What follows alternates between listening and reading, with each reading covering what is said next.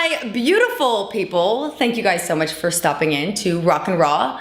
I am your host, Shell Ramos. So for the past 2 years, I have been a raw foodist.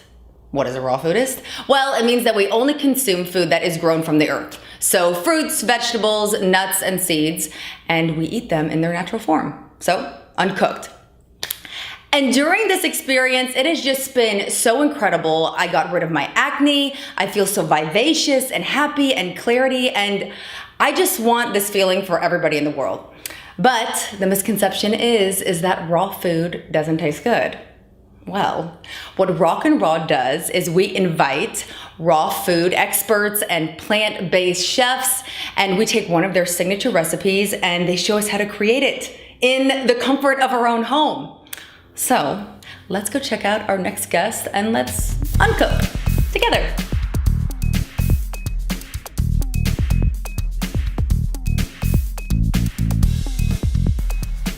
Thank you guys for joining us on RAWkin Raw. We have an amazing guest. He goes by the name of Chef Matthew Kenney. He has made over 12 plant-based cookbooks. He has over 30 restaurants internationally, nationally. He's from Connecticut. Everybody, Chef Matthew Kenney.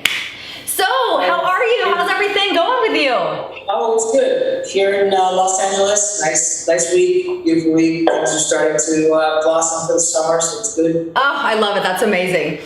So one of my first questions is how old were you when you started cooking? I started cooking. I went to cooking school after college, so it was probably 23 or something like that. Wow. And I went to a French cooking school in New York. And I worked in New York for quite a few years after that. Oh, nice. Is that when one of your first restaurants were opened is in New York? First restaurant was in New York on the Upper East Side. Nice. That was a long time ago. In 1994, whatever that is, 26 years ago. Oh my goodness, that's amazing. Wow, 26 years ago. That's incredible. So I'm assuming, and correct me if I'm wrong, are you vegan or vegetarian yourself? Vegan. Vegan, yes. Plant-based, but yeah, vegan, plant-based. Got it, Got it. Now, more than 2 years. That's amazing. So a lot of people go through different things in their lives of like the reason why they decided to go from eating a standard American diet and then going into veganism or vegetarian. So what made you make the switch? Well, I was trained with classical French technique, so it was the opposite of what I do now. But I also really always loved health and wellness and fitness and sports and so forth. Yes. So even in high school and college, I used to make my own meals, but in those days, vegan wasn't considered a health option. It was considered an option that was eco-friendly or good for the environment, but we weren't trained in those days to look toward a plant-based diet for optimal health and especially for optimal fitness for sports. So I basically focused on the Mediterranean diet using French techniques in the Mediterranean cuisine, which was very clean and lighter and so forth. But slowly over many years, I evolved, started losing my taste for animal products and listened to those around me. I did a lot of yoga. That had a big influence on some of my choices because they really practiced that connection with the planet. And it was a long evolution toward a plant-based diet. And one day I was ready and just made the switch to focus on 100% personally and professionally. And that was 18 or so years ago. Wow. Oh, that's so amazing. Like, it's so funny whenever you talk with people that eat so many animal products and then when they change to vegan, how good they feel afterwards. Like, it's really incredible. So God, I love that story. That's so amazing. Now, can you tell us, so you are mostly plant-based. When it comes to like raw foods, do you feel that a lot of your dishes are inspired by any like raw dishes or like just like strictly plant-based? The first 2 years I went plant-based, I did completely raw vegan, and it felt great, and I still love it. I'm still very, very passionate about it. But after 2 or 3 years, I felt like I wanted to introduce other foods, like I love yams, for example, not as good necessarily raw, and I like broccoli. I like broccoli raw in small quantities, but sometimes want a lot of broccoli. Yeah. So we just started to introduce more. But at home, like today, my diet is mostly raw with steamed quinoa or light vegetables. Tonight I'll eat raw because we're making something here with you. I love that. But so yeah, raw is like my passion and all the things that go with it, from fermentation to raw desserts especially. But we do a lot of cooking in a lot of our restaurants also. We wanted to reach as many people as possible to introduce them to plant-based. So one of the first restaurants we did that was not raw was 00, our pizza restaurant. And pizza, for all you pizza lovers out there. To us that probably wouldn't have tried it otherwise. And so, yeah, it's a combination of both. We have a lot of raw in Food Future Institute and throughout all our restaurants, but we also cook a lot as well with unprocessed ingredients, pretty much. Right. And I think that's so amazing because a lot of the viewers that are out there, you know, veganism and vegetarian, it is very popular right now. But even introducing some of those dishes about like of raw dishes, a lot of people don't realize like how many amazing flavors are in there. And that's so amazing that you can have both of them. Yeah, and you know, even when we do a cooked dish, we try to respect the integrity of the ingredient as much as possible and not over-process it. I mean, I like combining sometimes raw and cooked of the same vegetable, for example. So if you have like, you know, celery root, you could do it 3 ways. You can bake it, and then, you know, perhaps shave it and have some like chips, and then even some raw shaved celery root. So that there's, you know, it's just different textures, different ways of highlighting what the vegetable or the product can do. I mean, and that's what's so fun about it. I think like with cooking, you just get, especially as a chef, but you know, I just try recipes that, you know, I see on the internet or somebody has told me before, but that's like the whole point of RAWkin Raw is you chefs like have all of the amazing knowledge and have all like the creative ability in food, and that's what the whole point of the project is bringing your expertise not only, you know, into our raw dishes, but then also into all of your restaurants, because when we make this recipe, everybody's going to be just flocking to your places. This recipe is a lot of cutting and dicing, but there's flexibility too. But it's pretty easy to put together once everything Great. is done. So you guys, the last question I wanted to ask this wonderful chef, he has an online culinary program called Food Future Institute. Matthew, can you tell us a little bit about that?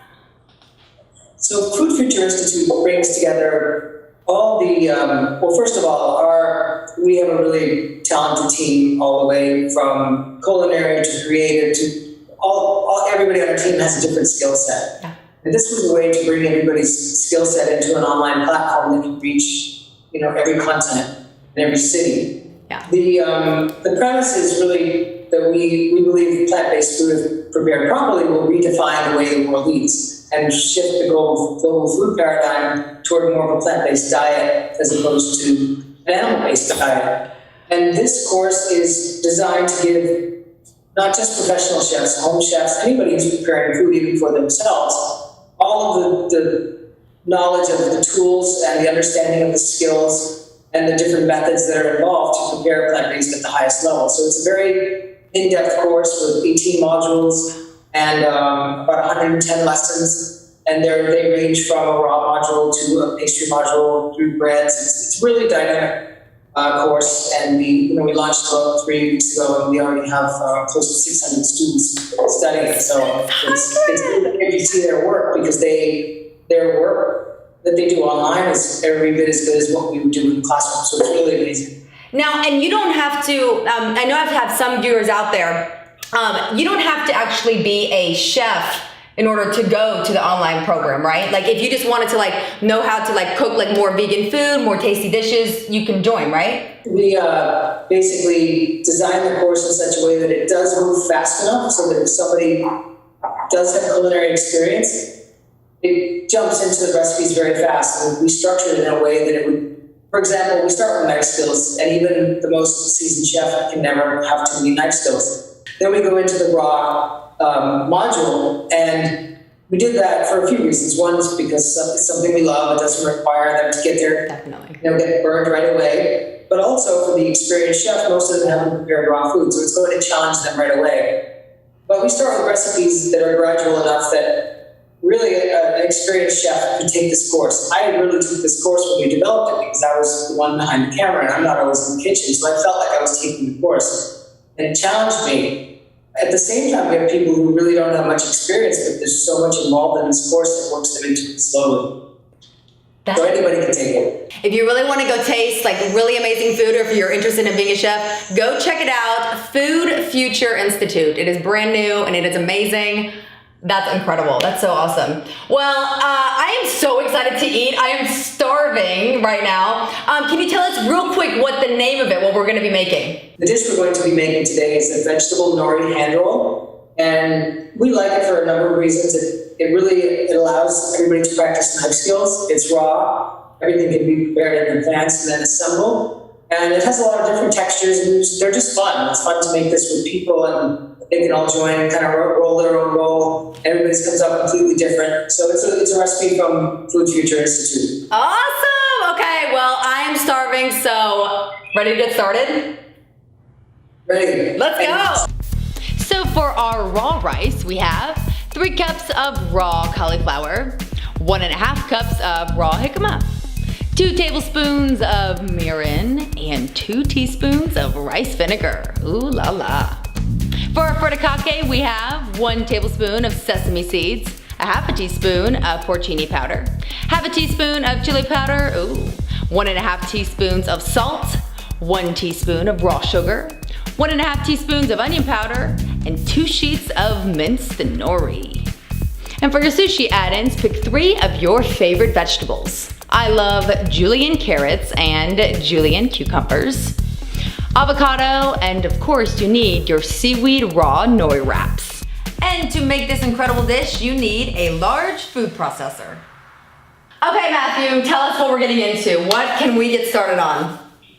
So the first step is to make the rice, and remembering it's a raw dish. Our rice is made out of cauliflower and jicama, and seasoned with a bit of mirin and rice vinegar. And so I'm going to quickly show how to do that. Okay, I'm following you, so I got my cauliflower right here with you.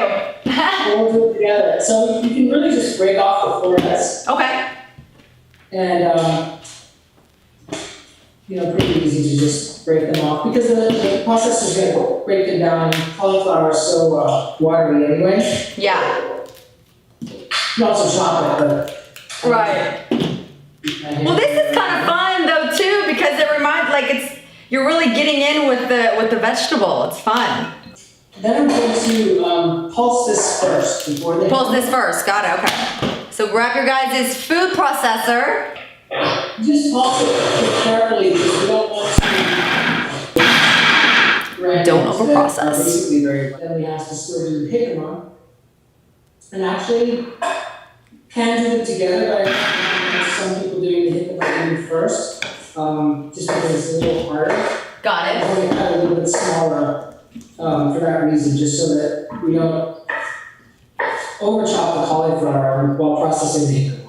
I see. So they're kind of like little squares, right? Yeah, but it doesn't matter if they're even or not because they're getting pulsed anyway. Got it. Okay, great.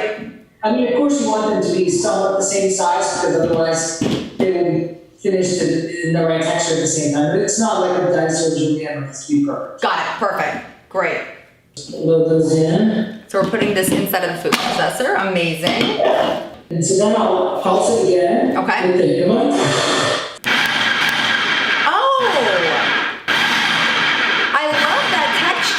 I bet you the jicama really makes it crunchy, right? Because I make raw sushi with just cauliflower, but I bet you this gives it a bit more of a crunch, right? Yeah, the jicama really adds the texture. You see how it gets a little more moist? I do, yeah. It's great, but it's a little dry. Yeah. It's all water. And so it reduces the amount of vinegar and everything. It just comes together naturally. Oh, I love that. Oh my gosh. So it looks like, because the jicama, I see that they're still kind of in chunks. Is that okay? Or should they need to be kind of grounded, right?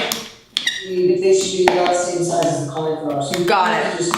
You just spatula. And it depends on the kind of food processor. Some kinds are a lot more powerful and they'll break it down right away. Got it. Awesome. Okay, now we put that into a bowl by itself, correct?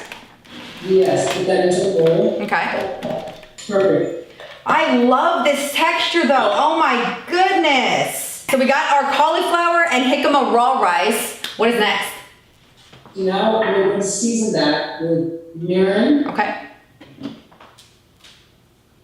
and rice wine vinegar. And that's why the Japanese rice is always so good. That little bit of, it's very subtle, but you have a little bit of sweetness, a little bit of tartness. Love and that. a little saltiness. Great. And we'll add salt as well. Okay. And Awesome. then just mix that really well. Okay. And we want to let it set for a couple minutes until it's absorbed the liquid. Okay. In the ideal scenario, it's better if it really sets for like 20-30 minutes. Okay. So you could maybe cut some vegetables or whatever, because that way it will absorb the liquid that we just added. Okay. And everything, it'll bring those flavors together more. Guys, it smells, oh my gosh, it smells so good. I have two versions, one that has been sitting Okay. and one that I just made. So you can see, it's fine to use it as is, but it seems a little moist. Got So, it. you know, this is when it absorbs and cools down a little bit. Yeah, so you said to let it set aside for about like 30 minutes? 30 is not necessary, and 20 minutes is totally fine. Okay. That's what we teach in the academy. Okay. But you know, at home I probably let it sit a little bit longer so I'm making things ahead. But Got it. it's totally fine. So what are we doing now? So now we're going to make the roll, which actually is relatively easy until it's not. So you take the nori sheet, which is square, Okay. and have the shiny side. See how one side is kind of matte and the other side is shiny? I do, yes. We want the shiny side down. Got Because it. that's what, you know, the outside should look like. But the inside has this other texture, so it's more adhesive, so the rice and the other ingredients can, you know, hold together better. Got it. Okay, great. The first thing you want to do is cut that in half with scissors horizontally. So you said cut it horizontally. So can you show me yours real quick? Yeah, I'll do one more. Okay, great. So you guys, he's cutting it horizontally. Well, I'm really just cutting it in half because it's In half. either way, but I think the horizontal. So long that's side. how we roll. Got it, okay. And then turn it to face it horizontally. Got it, I see. So after you guys cut it horizontally like this, then you're gonna place it like this, right down on your mat, okay? Just so you guys can see that. So now is the fun part of putting it all together. My favorite! Gently lay some rice on the left side. Okay. So we'll start a little bit away from the edge and go to the center. Okay. Let's stop at the center. Now you guys, Chef Matt, he already had some of the cauliflower off to the side. If you guys are needing to use your cauliflower that you just made, just squeeze out the liquid a little bit, okay? Awesome. So you fill up maybe like half of it, right? Yeah, about half. Awesome. And I didn't come too close to the edges at all. It's centered. It's like about 1 inch, 1 1/4 inches in the center. That's centered left. So you guys, yeah, make sure that you're not putting it too much to the left because you don't want your cauliflower rice getting out and escaping. So once the rice is down, we're going to season the rice further with one of my favorite seasonings, FURIKAKE, and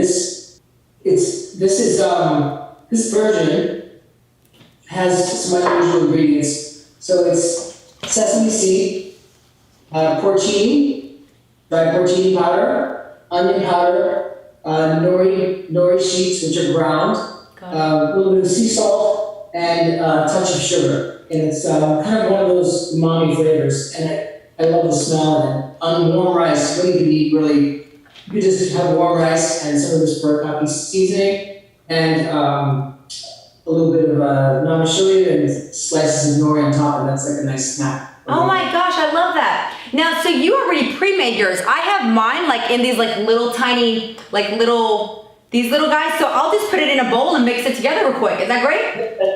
Just mix it up. Awesome. So we're gonna put all of the seasoning in together into one bowl, you guys.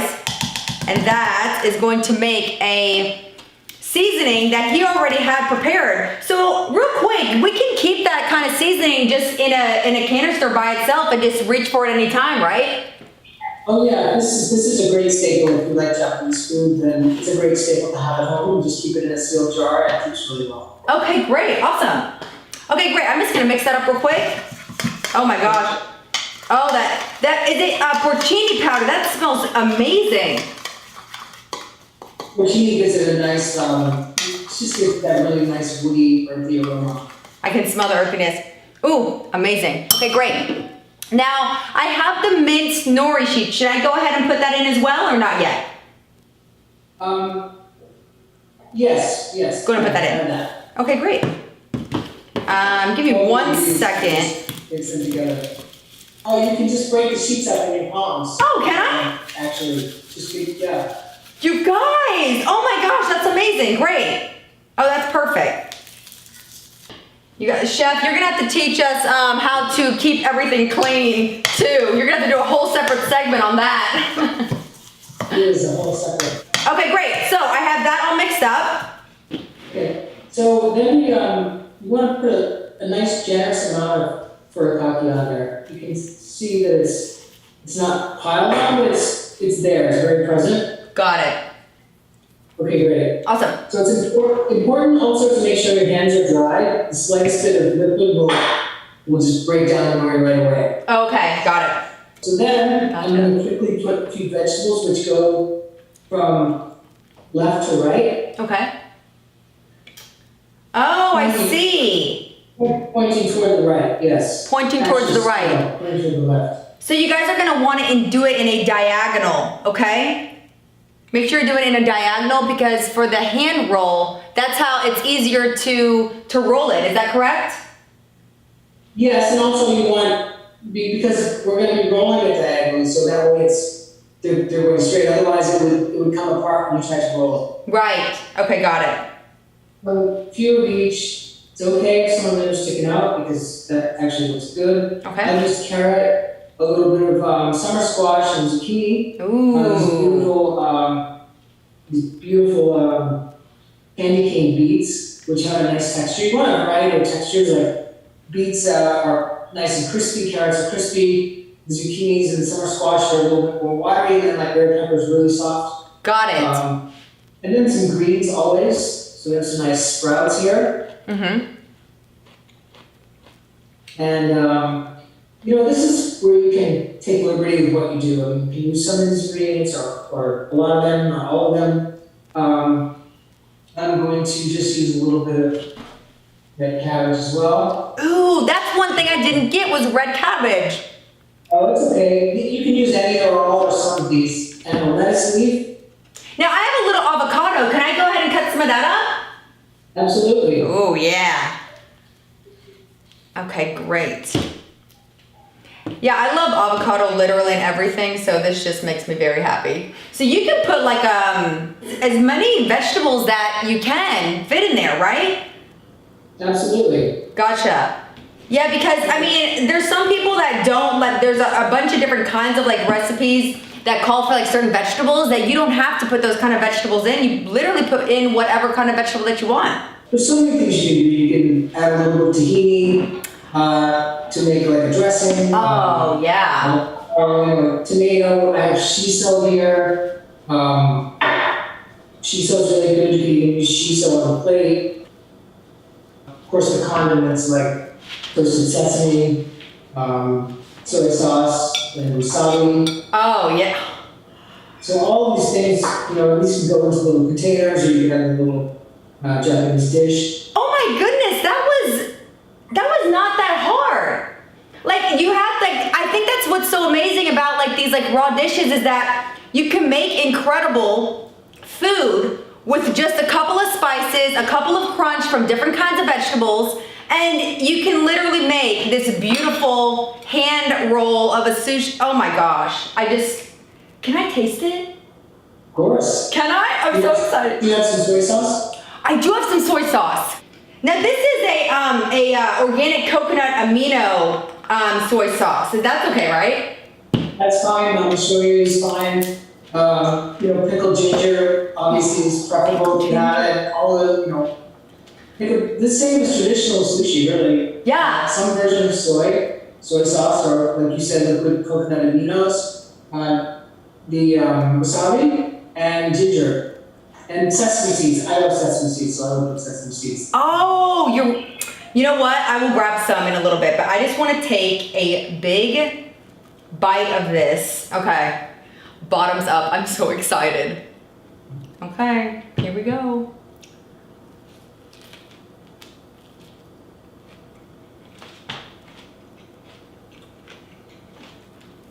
Oh my God. This is incredible. And one thing we could do is the faster they make the rolls, when you're in a Japanese restaurant and the chef is rolling them and you put it right in front of you, you're supposed to pick it up and eat it.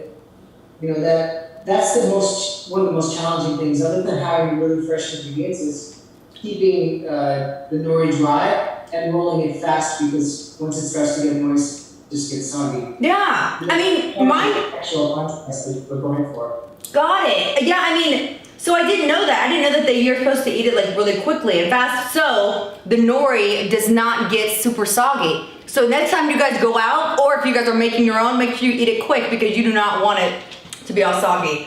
Oh my gosh, this is incredible. One at a time and eat it, and then make another one. This is so incredible. It has so much flavor from the mirin and the rice vinegar, you guys. Furikake actually also gives it so much. Gives it so much extra. Got it. Oh my gosh, this is amazing. And it's very light. I'm glad you like it. Thank you. Thank you so much for doing this. Chef Matthew, that was incredible. That was so simple yet tasty, and there were so many things that were going on in the palate. Did you create this recipe, right?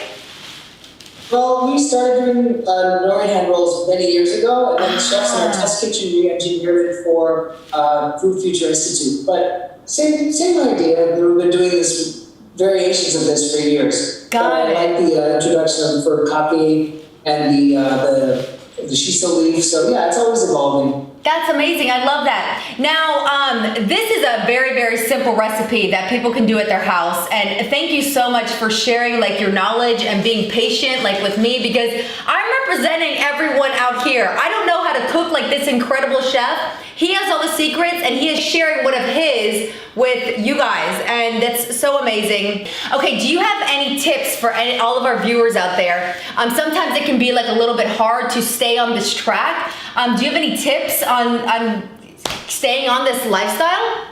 Well, I mean, for a lot of people it works if you really just commit to spending 2-3 days on plant-based or a raw food lifestyle, ideally a week. If not, just one meal and follow a really good recipe.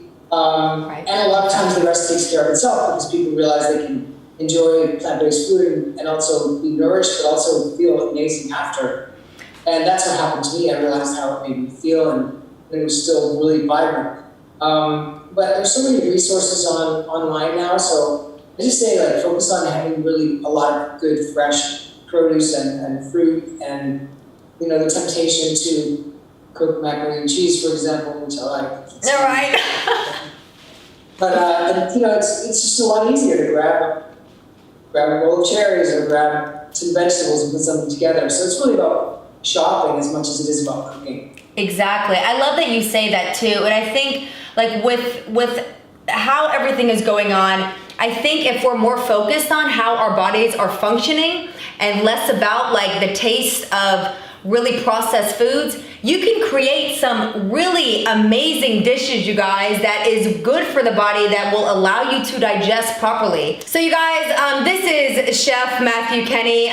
He can be found on Instagram at Matthew Kenney Cuisine. Got it. And then the Food Future Institute. Food Future Institute is at Food Future Institute. Amazing, great. And he has, again, you guys, he has over 30 locations all over the place. Check him out, MatthewKenneyCuisine.com. Thank you so much. Thanks, it's been a pleasure. Great work. Awesome. Thank you guys so much for watching. We'll see you later.